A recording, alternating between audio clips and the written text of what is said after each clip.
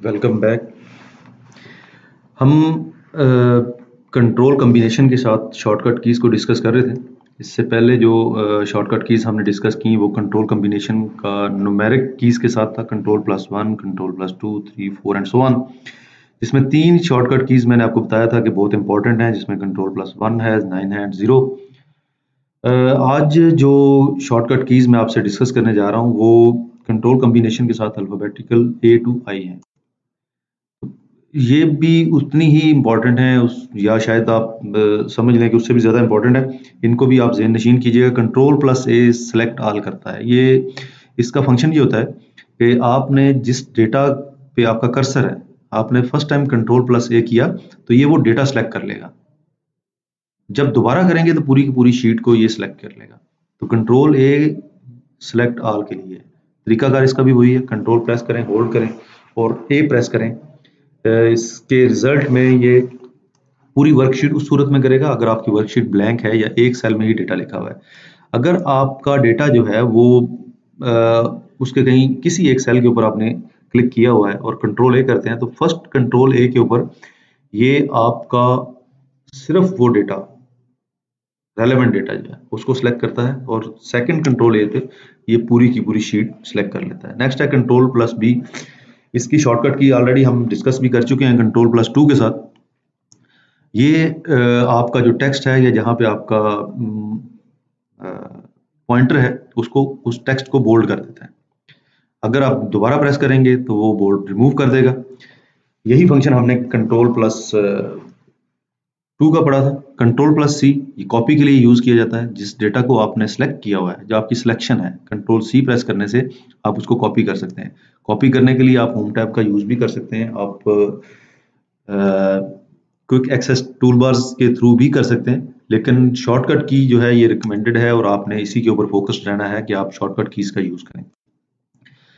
Copy data मैंने आपको पहले भी बताया था कि कॉपी की सूरत में आपका जो डेस्टिनेशन पे डेटा है वो एज इट सोर्स पे भी रहता है और डेस्टिनेशन पे भी पेस्ट हो जाता है। लेकिन कट की सूरत में ये सोर्स से रिमूव हो जाता है और डेस्टिनेशन पे जाके पेस्ट हो जाता है। तो आप कंट्रोल+D है। कंट्रोल+D ये एक नई शॉर्टकट की है, आप क्योंकि इस तरह की हमने न्यूमेरिक में कोई डिस्कस नहीं की।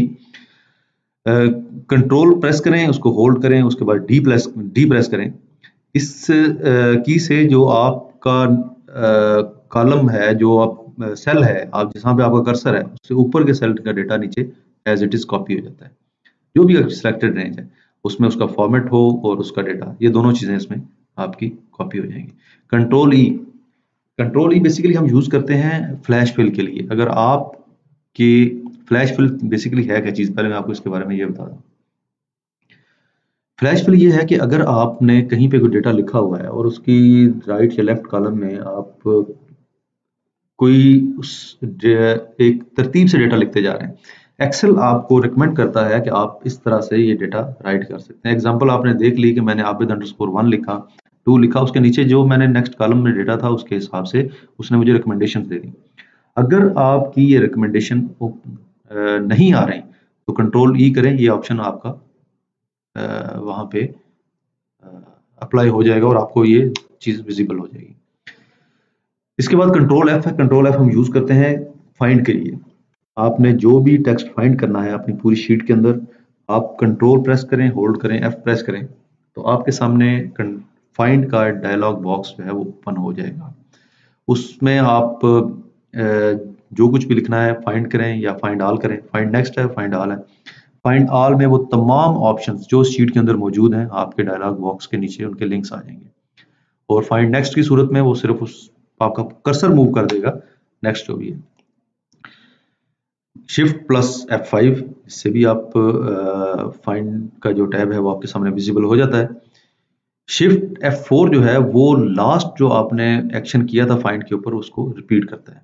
कंट्रोल+G गो टू के लिए, कंट्रोल प्रेस करें, होल्ड करें, इसके बाद G प्रेस करें तो आपके सामने गो टू की जो विंडो है वो ओपन हो जाती है। गो टू की विंडो मोस्टली हम उस वक्त यूज करते हैं जब हमने विजिबल सेल्स की सिलेक्शन करनी हो, तो उसके लिए कंट्रोल+G, Alt+S और Alt+Y करें तो आपका जो सिलेक्शन है वो सिर्फ विजिबल को हाईलाइट करेगा। इसकी ऑल्टरनेट भी की है, वो है F5 फंक्शन की। जब फंक्शन कीज हम डिस्कस करेंगे तो इसमें मैं दोबारा आपको इस चीज के बारे में बता दूंगा। कंट्रोल एच, कंट्रोल F और कंट्रोल एच के साथ एक ही डायलॉग बॉक्स खुलता है, लेकिन उसकी जो टैब है वो डिफरेंट होती है। इसमें जो टैब ओपन होगी वो रिप्लेस की ओपन होगी। आपके पास टेक्स्ट मौजूद है, कोई भी, अब मिसाल के तौर पे आपने कोई एक नाम लिखा था, उस नाम में कोई स्पेलिंग मिस्टेक है और हर कॉलम में वो रिपीट हो रही है, आप उसको चेंज करना चाह रहे हैं, तो आप कंट्रोल एच करें। जो फर्स्ट आपका टेक्स्ट बॉक्स है उसके अंदर आप लिखें जो आपने फाइंड करना है, और सेकंड में लिखें जिसके साथ आपने उसको रिप्लेस करना है। बड़ा सिंपल सा है। Control I, control I basically text को इटालिक करने के लिए यूज किया जाता है। कंट्रोल प्रेस करें, होल्ड करें और उसके बाद आई प्रेस कर दें। इसके रिजल्ट में आपका जो सिलेक्टेड टेक्स्ट है वो इटालिक हो जाएगा, और अगर ऑलरेडी इटालिक था तो उसकी इटालिक जो है वो रिमूव हो जाएगी। ये A to I कीज थी। इसका जो नेक्स्ट सेशन है उसमें फर्दर कीज डिस्कस करूंगा। A to Z इसको हम कंप्लीट करेंगे, उसके बाद फिर नेक्स्ट सेशन की तरफ जाएंगे। तब तक के लिए इजाजत दीजिए। अल्लाह।